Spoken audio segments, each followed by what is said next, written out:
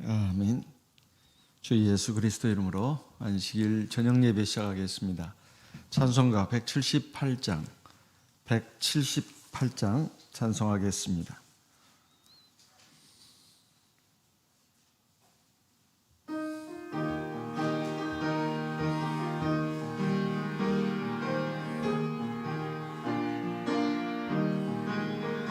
은혜가 풍성한 하나님은 믿는 자 한 사람 한 사람 어제나 오늘도 언제든지 편찮고 보호해 주시네.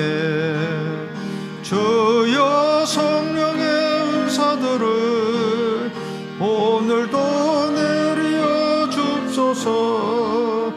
성령의 뜨거운 불길로서 오늘도 충만케 합소서. 정욕과 죄악에 물든 마음을 성령의 불길로 태우사 정결케 합소서. 태우소서. 깨끗게 하여 주옵소서.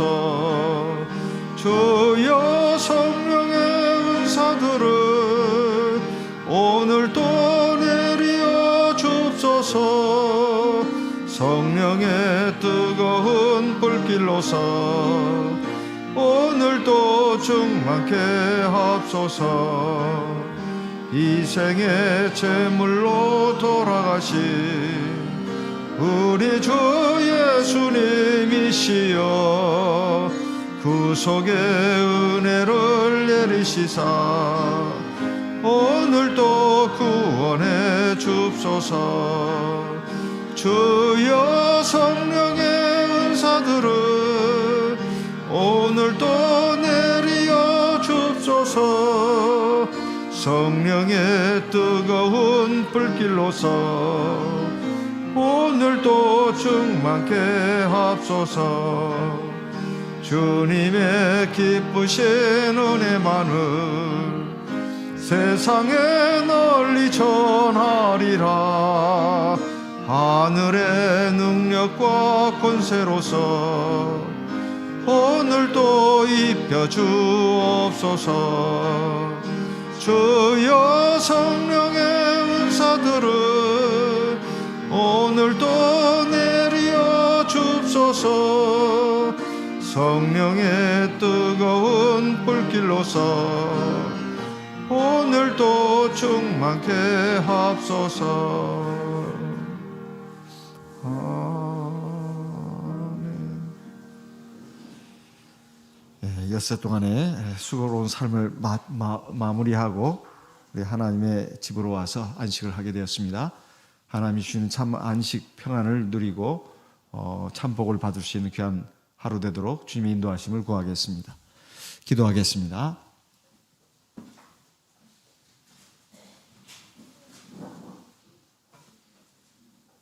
할렐루야. 주 예수 그리스도 이름으로 기도드리옵나이다.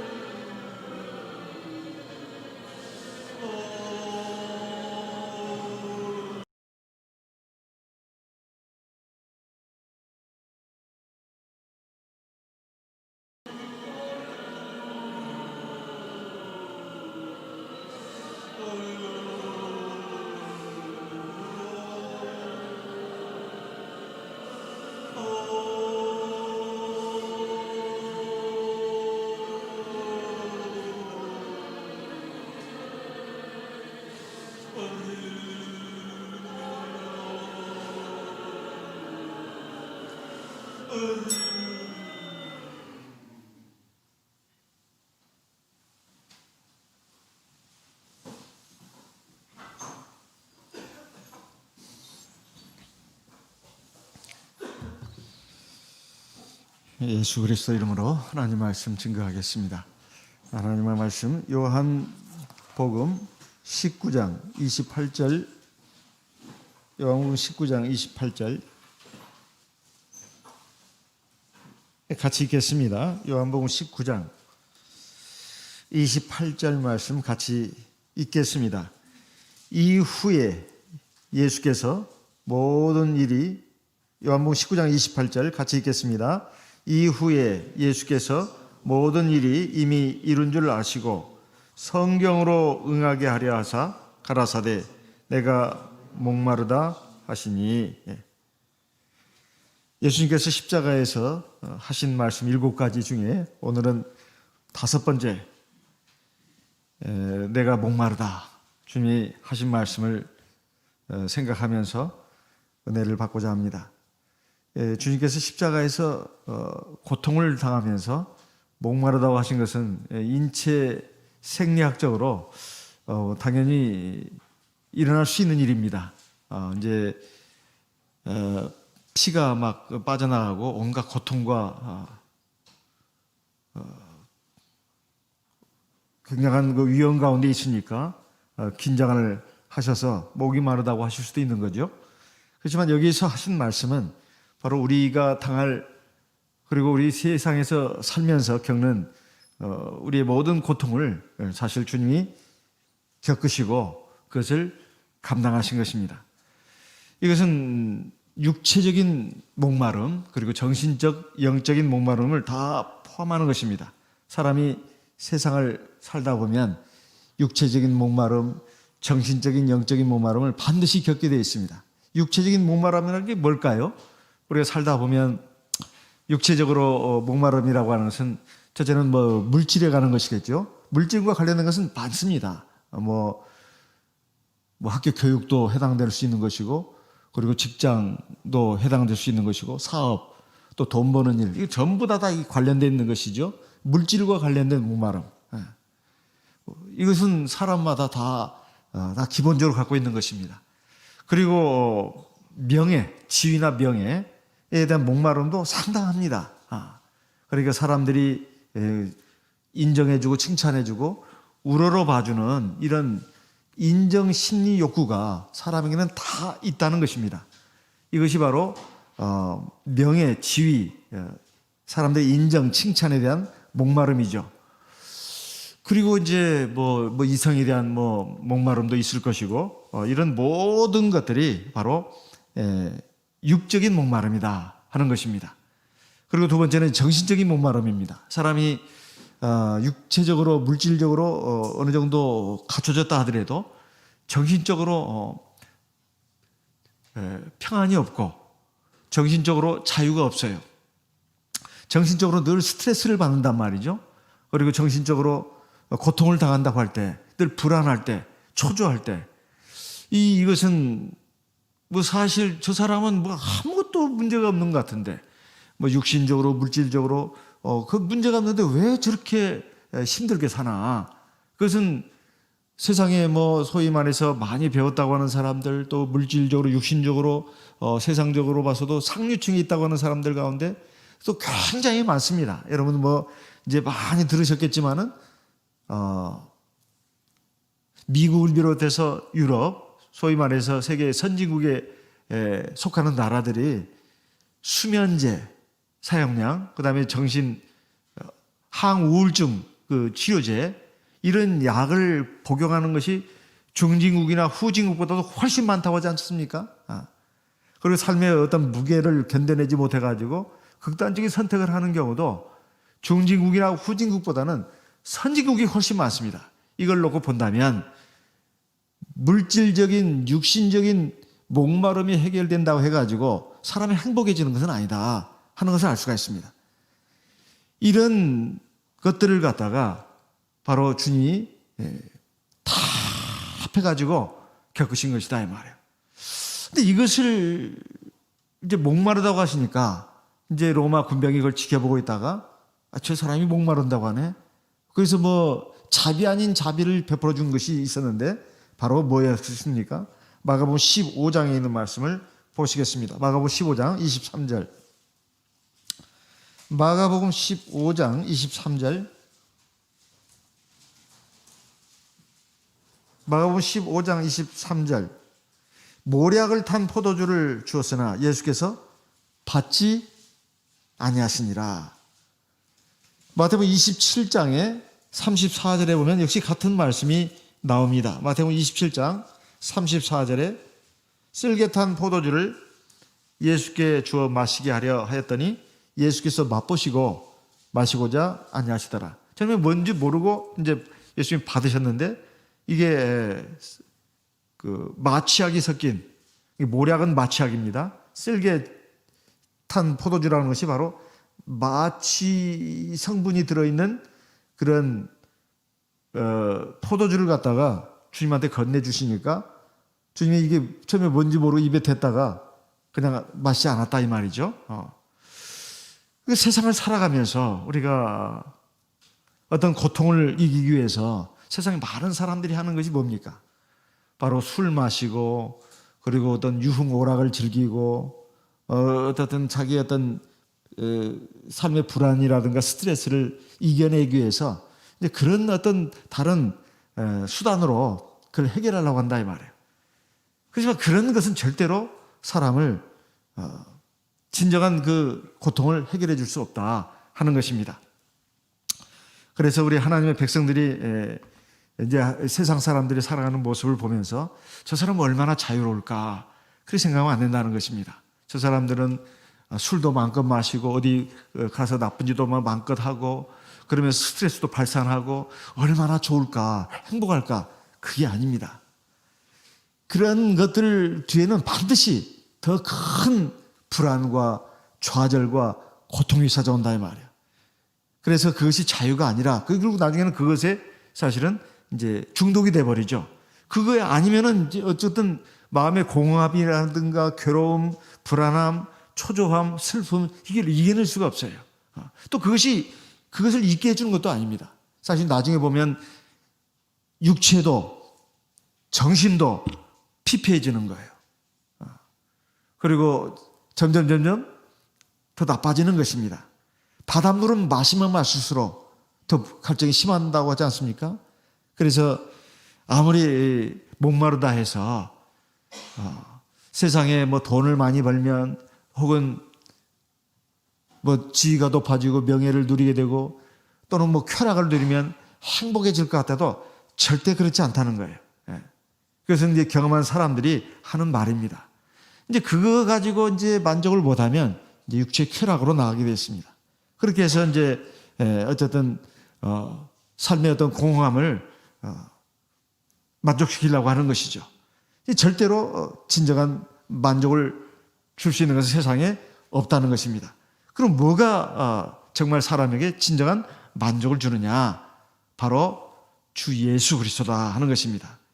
그래서 이사야 55장에 보면 우리 사람들이 우리에게 목마름을 해결해 줄 수도 없는 것, 또 우리의 그 배고픔을 해결해 줄 수 없는 것을 자꾸 구하고 찾는다는 거예요. 이사야 55장 1절 2절 말씀을 보겠습니다. 이사야 55장 1절 너희 목마른 자들아 물로 나오라. 돈 없는 자도 오라. 너희는 와서 사 먹되 돈 없이 값없이 와서 포도주와 젖을 사라. 여기 너희 목마른 자들아, 이건 실제로 육신적으로 목마른 사람들을 놓고 하는 말이 아닙니다. 세상에서 육신적으로나 정신적으로나 영적으로 목마른 사들, 이게 다 포함해 가지고 하는 말이에요. 지금 물이 없어서, 그러니까 육체적으로 물을 마시려고 하는 사람, 근데 물이 없다는 거죠. 그것만을 한정해서 한 말이 아니라 사실은 육신의 삶에서 필요한 것들이 있지 않습니까? 그것이 재물이 됐든 뭐가 됐든 그 다음에 정신적으로 영적으로 어쨌든 꼭 필요한 것들이 주어지지 않기 때문에 아주 갈증이 난단 말이에요. 이런 사람들은 물로 나오라는 거예요. 이게 당연한 말을 한 것 같죠? 여기 물이 어떤 물이겠습니까? 돈 없는 자도 오라. 이것은 돈으로 살 수 있는 것이 아니라는 거예요. 값없이 와서 포도주와 젖을 사라. 무료로 사라는 거예요. 무료로 사라. 너희가 어찌하여 양식 아닌 것을 위하여 은을 달아주며 배부르게 못할 것을 위하여 수고하느냐. 이것은 하나님을 모르고 하나님을 떠나서 세상에서 사는 많은 사람들을 향해서 하는 말이면서 동시에 하나님의 백성들 가운데도 세상 사람들의 살아가는 모습을 보면서 그냥 육신적인 안목만 가지고 그렇게 한단 말이에요. 이런 사람들을 향해서 하나님이 주시는 것입니다. 너희가 어찌하여 양식 아닌 것을 위해서 은을 달아주고 우리가 값을 치르냐는 거죠. 배부르게 못할 것을 위해서 그렇게 애를 쓰느냐. 나를 정종해라. 이 나는 하나님을 가리키는 것입니다. 하나님의 말씀을 들으라는 거죠. 그럼 너희가 좋은 것을 먹을 것이다. 너희 마음이 기름진 것으로 즐거움을 얻을 것이다. 3절에 너희는 귀를 기울이고 내게 나와 들어라. 그리하면 너희 영혼이 살리라. 내가 너희에게 영원한 언약을 세우리니 다윗에게 허락한 확실한 은혜니라. 세상에 물질적인 거, 육신적인 거, 이거 다 우리 사람에게 필요한 것들입니다. 근데 그것을 위해서 우리가 수고도 하고 그래서 돈을 벌면은 그 얻은 그 소득을 가지고 그걸 또 산단 말이에요. 근데 그것이 진짜 우리를 배부르게 해주는 것이냐 말이에요. 우리가 그것을 인해서 정말 만족하고 행복하게 살 수 있냐는 거죠. 그리고 내가 원하는 만큼, 내가 부족함이 없을 만큼 그것을 받아서 누리면서 살 수 있냐는 거예요. 세상 사람을 기준으로 한다면, 하나님 없고 내세라는 소망이 없는 세상 사람을 기준으로 한다면 항상 갈증이 있습니다. 뭔가 이 부족한 것 같아요. 그래서 자꾸 뭘 좀 해보려고 합니다. 뭘 해보려고 그래요. 그리고 이제 돈을 좀 모으려고 하는 거죠. 그런데 항상 어떤 부족함을 느껴요. 만족이 없어요. 그러다가 이제 어떤 일이 하면 꿍 하고 터지면 돈이 뭉텅이로 나갑니다. 돈은 벌리는 것은 별로 벌리는 것 같지 않은데 한정되어 있는데 어떤 큰 일이 한번 터질 때마다 돈이 뭉텅이로 빠져나가 버리는 거예요. 그러니까 항상 불안하죠. 또 뭔 일이 벌어질지도 모르고. 그리고 돈이 있다 하더라도 항상 이상하게 마음이 안정이 안 됩니다. 이것은 하나님 없이 살아가는 세상 사람들의 모습이에요. 결국 육체의 죽음으로 끝나는데 그 믿지도 못할 재물, 재산, 그것을 자기의 어떤 피난처로, 의지처로, 반석으로 삼고 살아가는 세상 사람들은 얼마나 불쌍한 사람들입니까? 근데 그런 사람들, 많은 그런 사람들 속에서 우리가 살다 보니 직간접적으로 많은 영향을 받아요. 그래가지고 어느 때 보면 우리가 하나님을 믿는다 하면서 하나님은 나의 피난처고 의지할 바이라고 하면서 세상 사람 같은 그런 정신 상태, 마음 상태가 되다 보니 마음이 늘 불안하고 초조하고 걱정이 된단 말이에요. 그런데 하나님 말씀하십니다. 너희 목마른 자들아 나한테 나오라. 이건 하나님한테 나오라는 거예요. 아니 내가 하나님 백성인데 뭔 또 하나님께로 나가는 것인가? 그 말씀이 뒤에 나오지 않습니까? 나를 청종하라. 그러면 너희 영혼이 살 것이다. 우리 영혼이 살고 건강해져야 사실은 육신적인 것, 물질적인 것들도 하나님이 더해 주신다고 했어요. 예수님도 말씀하지 않았습니까? 무엇을 먹을까, 무엇을 마실까, 무엇을 입을까 염려하지 마라. 공중에 나는 새를 봐라, 들에 핀 벼가 봐라. 이거 우리 귀에 못이 박혀도 듣는 말입니다. 많이 들어도 항상 삶에 불안이 있고 걱정, 의심이 있어요. 왜 그렇습니까? 주님이 그 답까지도 알려줬었어요. 믿음이 적은 자들아. 하나님에 대한 믿음이 이게 강구하지 못하다는 것입니다. 하나님이 나와 내 집을 붙들어 주시고 살려주신다. 내가 세상에 나올 때 아무것도 가지고 나온 것이 빈손으로 나왔는데, 그리고 지금까지 나를 살려주셨는데, 내가 세상 산다 하더라도 100살 이상 살기는 어렵습니다.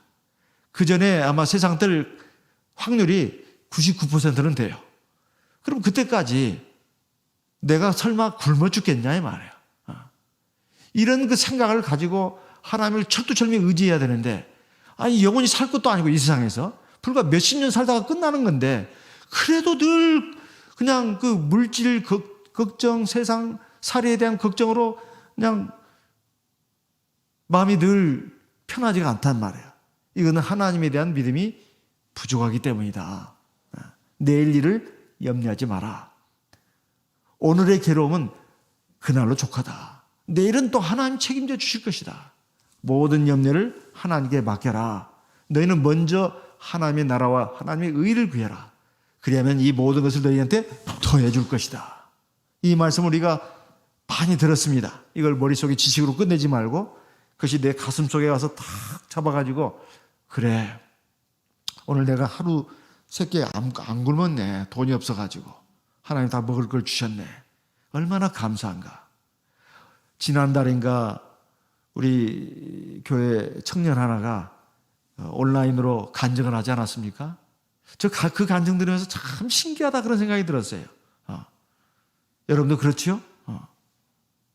어쩐 연유인지는 모르지만은 자세한 상황은 알 수가 없습니다. 어쨌든 대학에 들어가가지고 그것도 사립대에 들어가서 보니까 뭐 생활비가 없어가지고 주머니에 동전이 짤랑짤랑 거리는데 이거 학교를 다녀야 할 것인가 어찌해야 할 것인가. 아르바이트를 하자니 교회를 나올 시간이 없는 거예요. 근데 형편으로 봐서는 아르바이트 해야 됩니다. 그것도 한두 개는 더 해야 돼요. 그러면서 공부해야 됩니다. 근데 자기는 도저히 아르바이트를 하기 싫어서가 아니라 교회를 못 나오는 것 때문에, 그리고 교회 와서 아동들도 지도해야 되고 그래야 되는데 그걸 못하게 되니까 너무 마음이 안 좋았다는 거예요. 저는 그때 이 형제가 그거 그만두고 아르바이트를 한다고 해서 하나님이 벌 주시거나 그런다고 생각하지 않습니다. 하나님은 그런 하나님은 아니에요. 제가 그래서 그 부분을 유심히 들었습니다. 아니 형편이 어려우니까 아르바이트도 하면서 공부도 하고 그리고 교회 나오면 됐죠. 안 그래요? 안식일에 한 번 정도 나오면 되잖아요. 그렇게 뭐 금요일부터 토요일 해질 때까지 다 나와야 됩니까? 꼭? 그리고 그렇게 봉사해야 돼요? 그렇게 생각한다면 할 말이 없는 거예요. 하나님의 형편이 이런데. 근데 그 청년이 하는 그 간증이 하나님이 이렇게 해결해 주신다.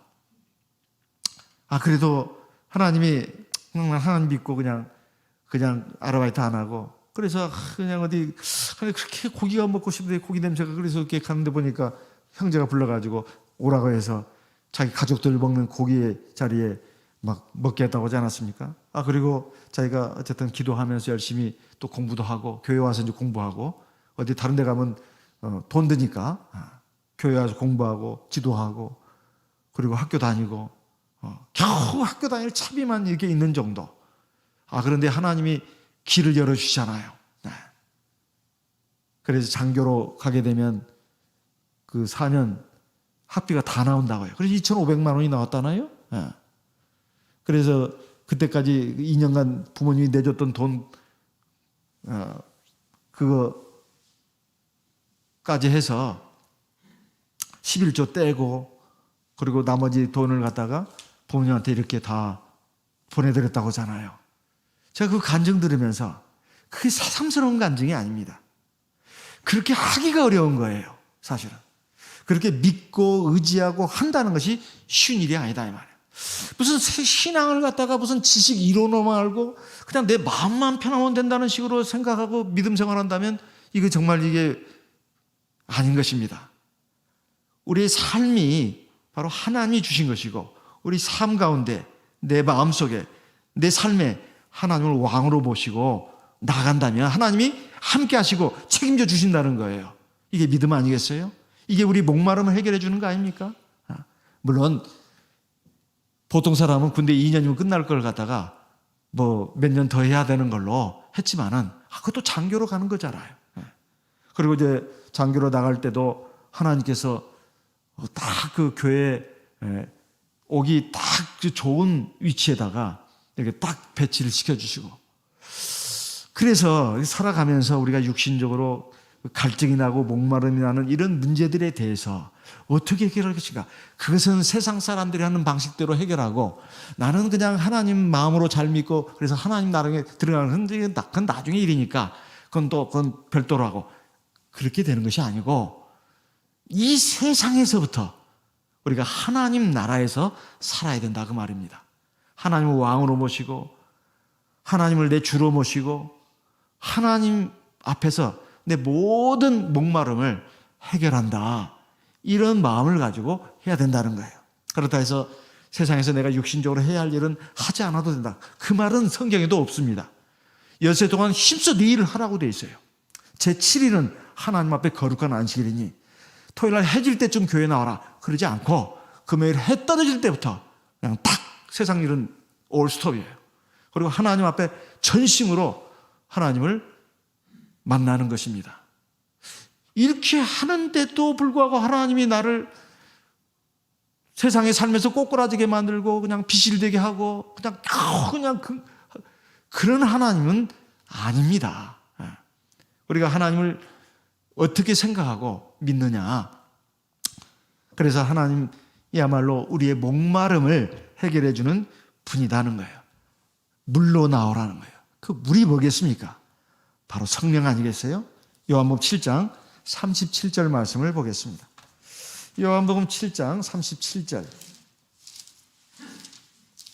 요한복음 7장 37절. 명절 끝날 곧 큰 날에 예수께서 서서 외쳐 가라사대 누구든지 목마르거든 내게로 와서 마시라. 38절 같이 읽어보겠습니다. 나를 믿는 자는 성경의 이름과 같이 그 배에서 생수의 강이 흘러나리라 하시니. 39절 이는 그를 믿는 자에 받을 성령을 가리켜 말씀하신 것이라. 주님을 믿으면 생수의 강이 그 배에서 흘러난다는 거예요. 생수의 강이라고 되어 있습니다. 생수의 강이요. 강은 뭐예요? 물이 쩔쩔쩔 흐르는 그런 물일까요? 아니면 콸콸콸 흘러가는 물일까요? 바로 후자 아니겠습니까? 강물이 돼서 흘러간다는 거예요. 하나님의 은혜, 하나님의 사랑, 하나님의 권능이 이렇게 어마어마하게 일어난다는 거예요. 그를 믿는 자의 받을 대가가 그것입니다. 그 배에서 생수의 강이 흘러난다는 거예요. 어디서요? 그 배에서. 그 배는 그 사람 속의 배에서 그 말이에요. 그 사람 안에서부터 생수의 강이 흘러난다는 거예요. 그러니까 마음이 벌써 하나님의 성령이 막 콸콸콸 흘러나오는 거예요. 그러니 얼마나 마음이 기쁩니까? 얼마나 자유롭냐 이 말이에요. 얼마나 평안하냐 이 말이에요. 에? 이게 진짜 행복 아니겠어요? 꼭 세상에서 막 성공을 하고 출세를 하고 막 재벌이 되고 갑부가 되고 뭐 그래야 뭐 생수의 강이 흘러나고 그런 것입니까? 그게 아니에요. 세상에서 제일 부자가 누굽니까? 하나님이죠. 하나님. 우리 하나님 아버지 아니에요? 이 세상 만물이 다 하나님 것인데 그 하나님 아버지를 내 아버지로 모시고 그 아버지 것이 내 것이고 내 것은 하나님 것이라 그것도 없어요. 이러면 내가 제일 부자 아니겠어요? 정작 부자라 해서 얼마나 대단한 집에 사는 것도 아니더라고요. 미국에서 최고 부자 워렌 버핏인가요? 빌 게이츠보다 더 부자라대요. 워렌 버핏이 어디 사는가 봤더니 네브라스카 주 미국의 그 뭐 중서부에 있는 주래요. 그 별로 대단한 주도 아닙니다. 그 집 한 채에서 사는데 그게 우리 돈으로 보니까 7억 정도 된대요. 7억 정도. 서울에 있는 집 한 채 값만도 못합니다. 아파트 한 채만도 못해요. 서울에 지금 아파트 한 채가 10억 보통 넘어가잖아요. 이런데 저 서울에 아파트 한 채만도 못한 그 집에서 미국 최고의 재벌이 살고 있어요. 그런데 그분의 그 생활은 굉장히 검소합니다. 그리고 기부를 많이 해요. 자기 재산 거의 대부분을 지금 막 기부를 했다고 그래요. 자녀들한테는 필요한 최선만 주고 나머지는 다 사회에다 환원한다는 거예요. 그래서 빌 게이츠한테도 권유했대요. 그렇게 하라고. 나도 그렇게 하겠다고. 부자들이라 해서 얼마나 잘 먹고 잘 사는 것도 아닙니다. 사실 우리가 세상에 살면서 그래서 디모데전서 5장의 말씀이 그런 말씀 아니겠어요? 먹을 것과 입을 것이 있은즉 족한 줄 알아라. 저는 갈수록 그 말씀이 가슴에 닿습니다. 저는 예전 몇 년 전만 해도 그 말씀이 그렇게 가슴에 안 닿았어요. 솔직히. 어떻게 사람이 먹을 것 입을 것만 가지고 안심하냐 이 말이에요. 최소한 집 한 채는 있어야지. 그런데 안 그러더라고요. 집도 그 별것도 없는 거예요. 나중에 그거 내 것도 아닙니다. 숨 끊어진 순간 그건 이제 내 이름 지어지는 거예요. 그저 이 세상에 살면서 내 것이라고 할 수 있는 것은 먹을 거, 그리고 마실 거, 입을 옷 몇 벌만 있으면 사실은 충분한 것이다. 어디 사람이 집이 없어가지고 길바닥에 놔두고 그런 사람이 얼마나 되겠습니까? 어떤 사연이 있어서 다 그러는 것이지 사실은 그럴 사람은 없습니다. 시골에 가도 빈집들이 참 많더만요. 많다고더만요. 그러니 무슨 사람이 정말 살아가면서 대체 뭘 얼마나 가져야 사람이 만족을 하고 안심을 하고 그러겠냐 이 말이에요. 대부분 다 보면 세상 사람들의 살아가는 것과 비교를 하면서 비교 심리예요. 비교 심리. 남들은 어떻다더라, 남들은 저렇다더라. 항상 비교를 하는 거예요. 사실 세상에서 지금 중하위권의 위치에 삶의 위치를 살고 있다고 하는 분들도 옛날 사람과 비교하면 사실은 재벌급의 삶을 살고 있는 겁니다. 먹는 음식하며 살아가는 그런 내용들이 물질적으로 보면 그렇다고 말해요. 그래서 정말로 우리가 목마르다고 할 때 찾고 나아갈 분은 바로 우리 주 예수다 이 말이에요. 그러면 그분은 바로 하나님의 영으로 성령으로 계시기 때문에 바로 그분을 내 마음속에 왕으로 모시고 내 안에 가득 차게 해야 된다 이 말이에요. 성령으로 충만하게 해야 된다. 그것이 바로 생수의 강이 흘러나오는 것입니다. 그럼 부족할 게 뭐가 있겠습니까? 그래서 이사야 44장에 이렇게 말씀하고 있습니다. 이사야 44장 2절. 이사야 44장 2절. 너를 지으며 너를 모태에서 조성하고 너를 도와줄 여호와가 말하노라. 나의 종 야곱, 나의 택한 여수르나 두려워 말라. 3절 같이 읽어보겠습니다. 대저 내가 가란 자에게 물을 주며 마른 땅에 시내가 흐르게 하며 나의 신을 네 자손에게 나의 복을 네 후손에게 내리리니. 4절 그들이 풀 가운데서 솟아나기를 시냇가의 버들같이 할 것이라. 지금 하나님이 자기 백성들에게 하는 말이에요. 내가 너를 지었다. 내가 너를 모태에서 너를 만들었다. 그래서 너를 짓고 너를 만든 나 하나님 여호와가 너한테 지금 말한다. 내가 가란 자에게, 지금 목마른 자를 말하는 것입니다. 시냇물을 주겠다는 거예요. 그리고 마른 땅에 시내가 흐르게 하겠다는 거예요. 그러면 우리가 어떻게 하라는 것입니까? 하나님을 찾고 하나님께 나오라 그 말이에요. 그러면 하나님이 우리에게 이루어 주신다는 것입니다. 이게 바로 하나님의 성령을 믿고 의지하면서 나가라는 거 아니겠어요? 근데 사실 성령 그러면 딱 하나 딱 떠올려야 합니다. 내가 항상 드리는 말씀이지만 하나님은 영이에요. 성령입니다. 우리에게 주셨어요. 어떻게 하나님의 성령을 내 안에 모셨는데 어떻게 하나님의 성령을 어떻게 하란 말이냐? 기도하라는 말이에요. 성령으로. 성령으로 기도하라는 말입니다. 우리가 성령으로 기도할 때 사실 눈 뜨고 이렇게 생활하다 보면 우리 마음속에 별 생각이 다 일어납니다. 기도도 안 하고 계속 그렇게 하다 보면. 근데 일단 무릎을 꿇고 기도를 하게 되면 일단 하나님의 성령을 의지해서 기도를 하게 되면 하나님과 교통이 이루어지는 거예요. 하나님과 교통이 이루어져요. 그래서 내 마음속에서 성령의 물이 흐르기 시작합니다. 처음에는 조금씩 흘러요. 근데 그 기도가 점점 깊어지면 성령의 물이 콸콸콸콸 흐르는 강물이 됩니다. 그것도 아침 저녁으로 또 낮에 한 번 더 하면 더 좋습니다. 하루에 3번 하는 건 제일 좋아요. 물론 5번 하는 분도 계십니다. 어쨌든 간에 이렇게 성령을 바꿔서 성령의 기도를 이렇게 쭉 하다 보면 내 안에서 성령의 생수가 이렇게 흘러 넘치는 것을 볼 수가 있어요. 그럼 내 마음속에서부터 이 마른 땅이 광야가 초원이 되는 거예요. 그리고 실제로 내 마음만 그런 것이 아니라 하나님의 성령은 내 안에만 계시는 게 아니거든요. 이게 강물이 돼서 흘러난단 말이에요. 생수의 강이 흘러나리라고 했거든요. 배에서 흘러난다고 했어요. 그러면 내 마음속에 하나님의 성령이 충만한 상태로 그냥 머무는 것이 아니라 내 안에서 성령이 그냥 넘쳐 나오는 거예요. 그래가지고 내 앞에 그 메마른 땅이 그냥 옥토가 되는 거예요. 막 싹이 나는 것입니다. 이건 하나님의 역사를 가리키는 거예요. 하나님이 권능과 사랑과 은혜로 내 걸어가는 길을 갖다가 하나님이 옥토로 만들어준다 그 말이에요. 그게 가능할까요? 하나님은 거짓말하는 분이 아닙니다. 사람은 때에 따라서 요리저리 거짓말도 하지만은 하나님은 절대로 거짓말하는 분이 아니에요. 하나님의 말씀은 틀림이 없습니다. 그 하나님을 우리가 아버지로 모시고 있어요. 문제는 내가 그 말씀을 믿고 순종하느냐 순종하지 않느냐 그게 달려있는 거예요. 첫째는 믿느냐 안 믿느냐예요. 믿어야 순종하든 말든 할 거 아니겠어요? 믿고 그 다음에는 순종하는 것입니다. 그러면 하나님의 역사가 일어나게 돼 있어요.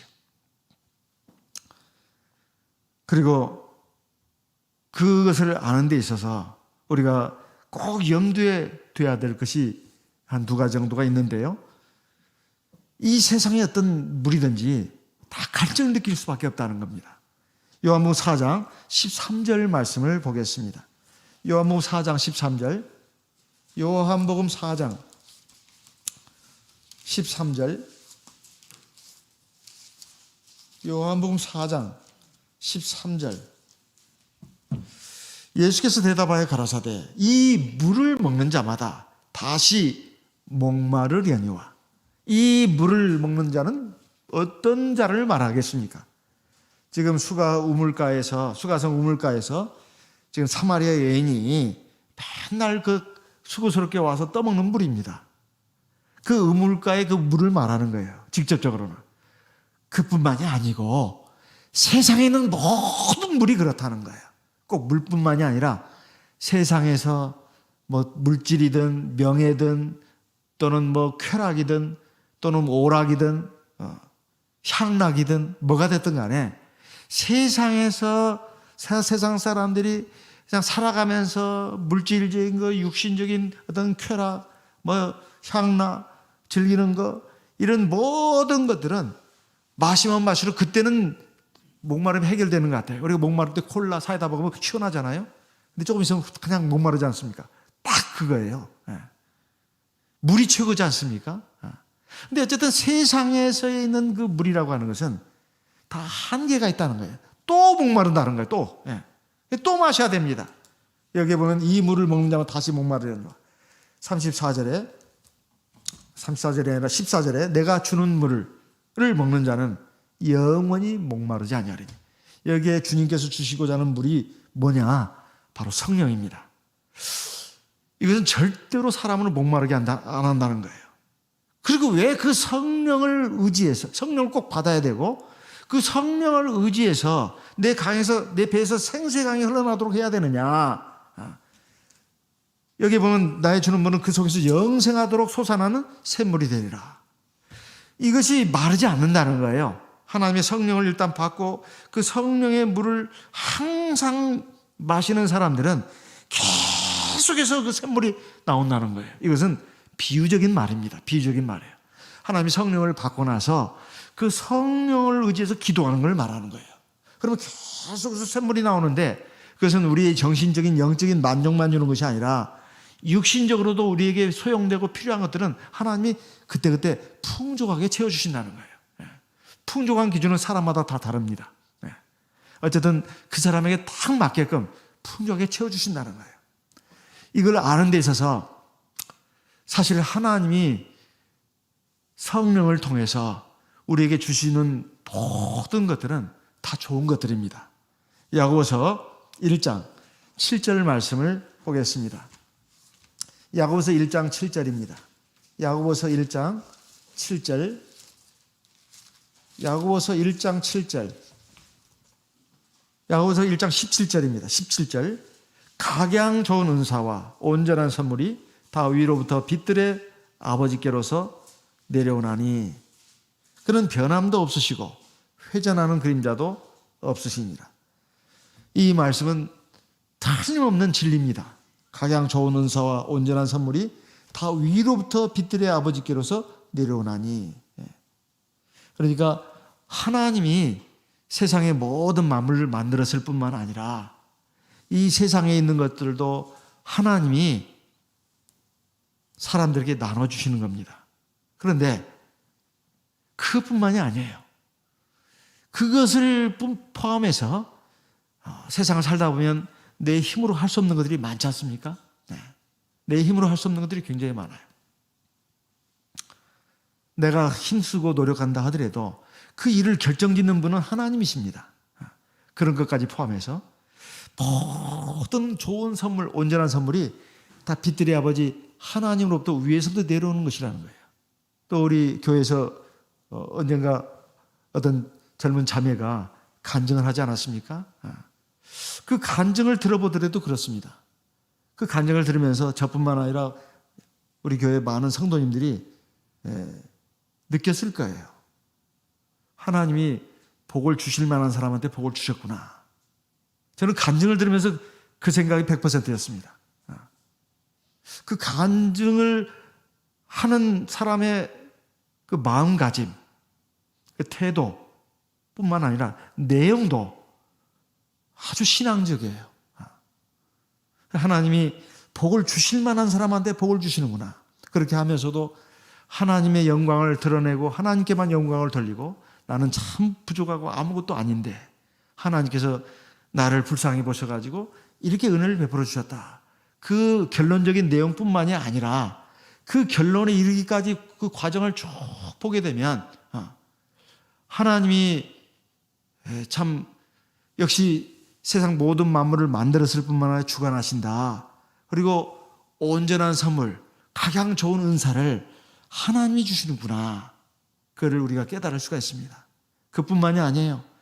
세상에 하나님의 백성들이 적지 않게 있지만 사람마다 믿음도 제각각입니다. 믿음도 제각각이에요. 믿음의 분량도 제각각이에요. 주님이 주로 칭찬하신 분들을 보면 네 믿음이 크도다. 대개 이방 사람들이었습니다.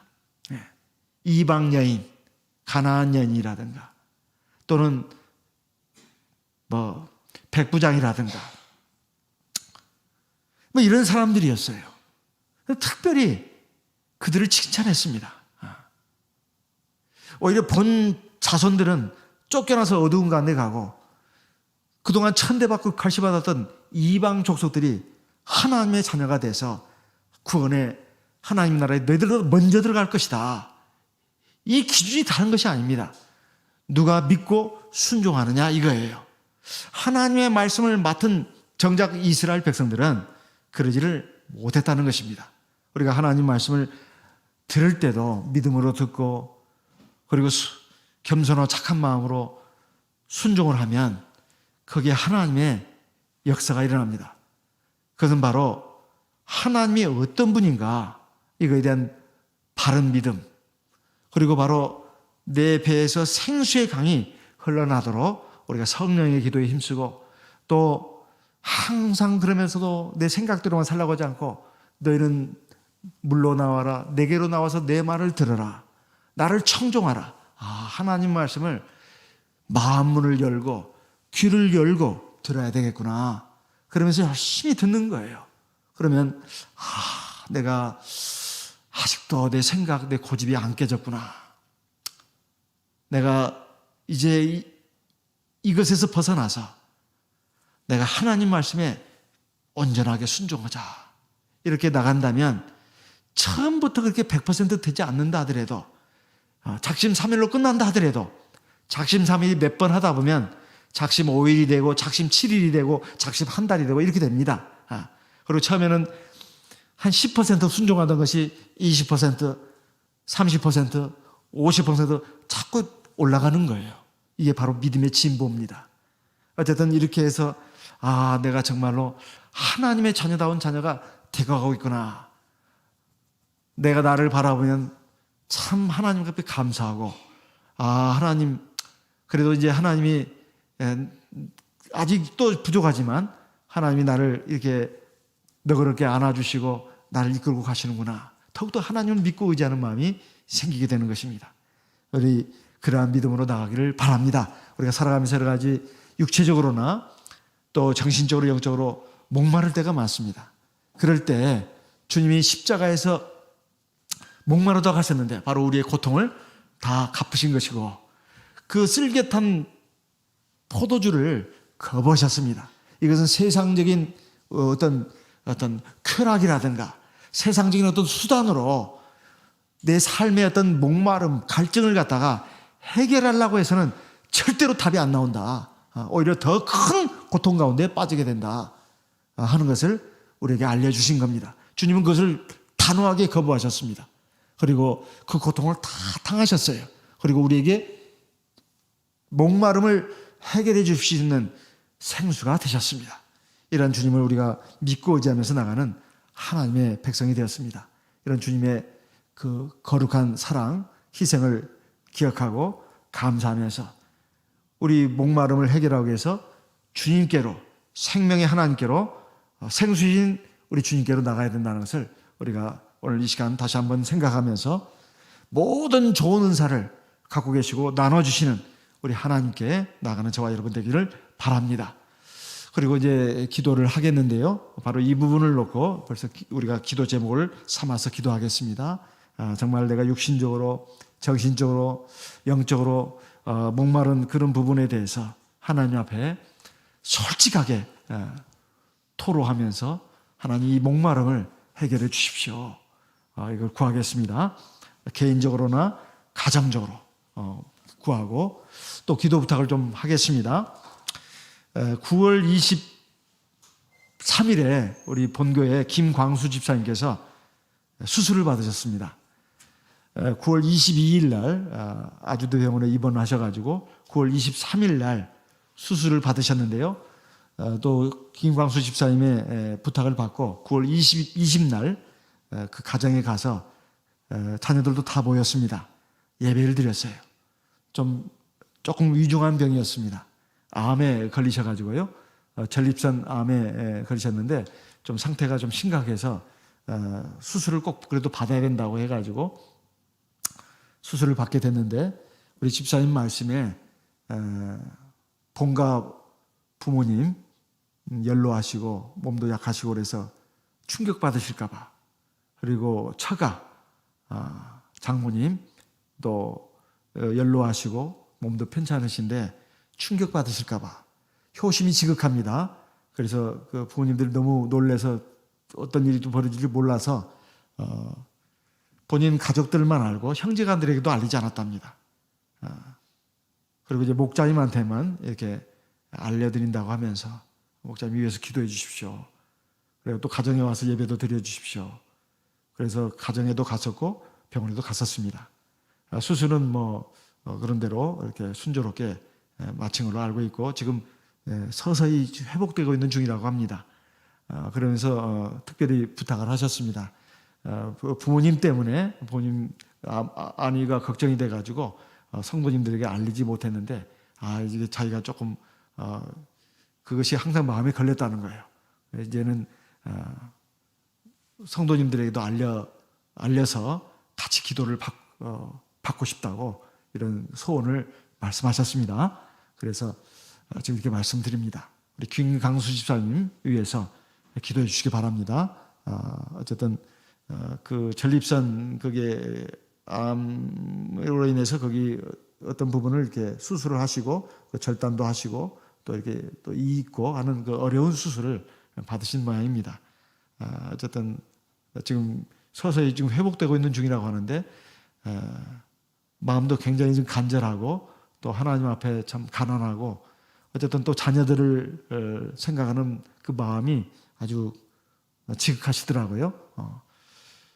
우리 광수 집사님을 위해서 특별히 기도해 주시고 그리고 지금 늘 우리 주보에서 기도 부탁을 받는 분들의 그 명단을 보게 되는데 그분들을 위해서도 기도하도록 하겠습니다. 다 같이 성령으로 기도하시겠습니다.